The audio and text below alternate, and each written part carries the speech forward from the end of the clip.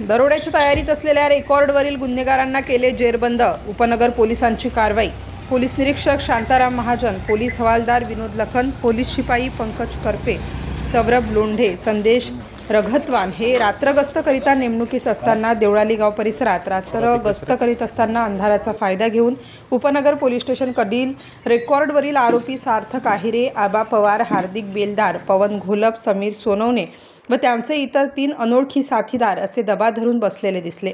आरोपींना पोलीस आल्याची चाहूल लागल्याने ते तिथून त्यांच्या ताब्यातील मोटारसायकलने पळू लागले.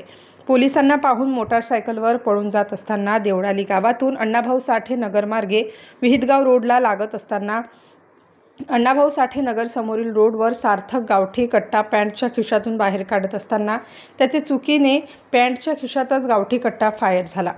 त्यामुळे त्यास दुखापत झाली. त्यांच्याकडे इतर फरार आरोपितांबाबत विचारपूस करता त्यांच्याकडून हार्दिक बेलदार व आबा पवार या दोघांची नावं समजली.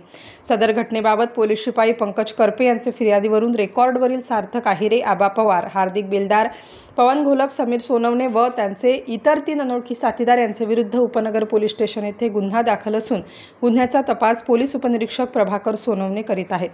गुन्ह्याच्या तपासात आरोपी नामे ऋषिकेश उर्फ आबा चंद्रकांत पवार वय 23 वर्ष, हार्दिक हिरालाल बेलदार वय 26 वर्ष, समीर संजय सोनवणे वय 20 वर्ष, पवन सुनील घोलप वय 19 वर्ष यांना गुन्ह्यात अटक करून त्यांच्याकडून सार्थक अहिरे याने गुन्ह्यात वापरलेले गावठी कट्टा व त्यांचे जवळील खालील दरोड्याचे पूर्वतयारीचे एकूण 2,05,200 रुपयांचा गुन्ह्यातील मुद्देमाल जप्त करण्यात आला आहे.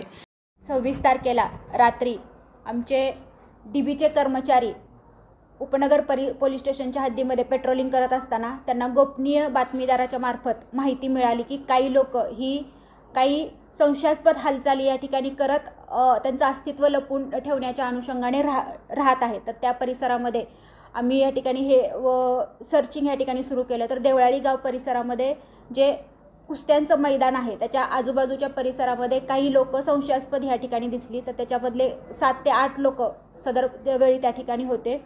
त्यामध्ये 3 ते 4 लोक हे रेकॉर्डवरची होती आणि बाकीचे काही अनोळखी इसम या ठिकाणी होते. तर सदर लोक कशासाठी आली होती, काय आली होती, त्यांना ताब्यात घेण्याच्या अनुषंगाने पोलिसांनी त्यांना विचारपूस करण्यासाठी या ठिकाणी सुरुवात केली असता त्यांनी त्या ठिकाणी पळ काढला. म्हणजे ज्या वेळेस त्यांना ताब्यात घेण्याच्या अनुषंगाने पोलीस प्रयत्न करत होते त्यावेळेस त्यांनी पळ काढला आणि इतर परिसरामध्ये ते नाहीसे झाले. तर नेमके कुठं पळाले, काय पळाले हे आम्ही या ठिकाणी माहिती घेत होतो. सदर भागामध्ये या ठिकाणी सर्चिंग आमचं सुरू झालं होतं. तेवढ्यात साठेनगर परिसरामध्ये एक फायरिंग झाल्याची माहिती आम्हाला या ठिकाणी मिळाली.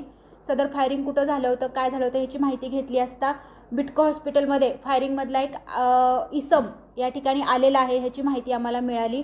आम्ही त्या भागामध्ये या ठिकाणी जाऊन ची ओळख पटवली. तर तो आरोपी जो होता तो सार्थक आहिरे या ठिकाणी होता आणि त्याला त्याच्या पायामध्ये उजव्या पायाच्या मांडीमध्ये त्याच्या हातून फायरिंग झाल्यामुळे या ठिकाणी जखम झाली होती.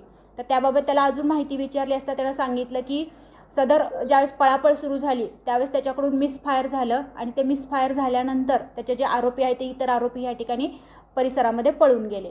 मग काल ह्या सदर घटनेच्या अनुषंगाने 27 तारखेला गुन्हा दाखल करण्यात आलेला आहे. भारतीय न्याय संहिता कलम 310(4), 310(5) व भारतीय हत्यार कायदा 325 आणि 425च्या अनुषंगाने या ठिकाणी गुन्हा दाखल करण्यात आलेला आहे. सध्या हा गुन्हा दाखल झाल्यानंतर याच्यातला सार्थक आहिरे याच्या माहितीनुसार आबा पवार, हार्दिक बेलदार, पवन घोलप, समीर सोनवणे ही लोक या ठिकाणी ताब्यात घेतलेली आहेत आणि इतर अजून 3 ते 4 आरोपींचा या ठिकाणी शोध सुरू आहे. हे सर्व रेकॉर्डवरचे आरोपी आहेत आणि गुन्हा करण्यासाठी कशासाठी आले होते, त्यांचा उद्देश नेमका काय होता याची माहिती आम्ही या ठिकाणी घेत आहोत. सदर आरोपींकडून मोठा गुन्हा या ठिकाणी घडला असता परंतु आमच्या डीबीच्या कर्मचाऱ्यांच्या सतर्कतेमुळे हा प्रयत्न या ठिकाणी त्यांचा फसलेला आहे. सदर कामगिरीमध्ये आमचे पोलीस हवालदार विनोद लखन, पोलीस शिपाई पंकज करपे, सौरभ लोंढे आणि संदेश राघवत यांनी उत्कृष्टरित्या काम केलेलं आहे. स्टार न्यूजसाठी मोहसिन पठाण, नाशिक.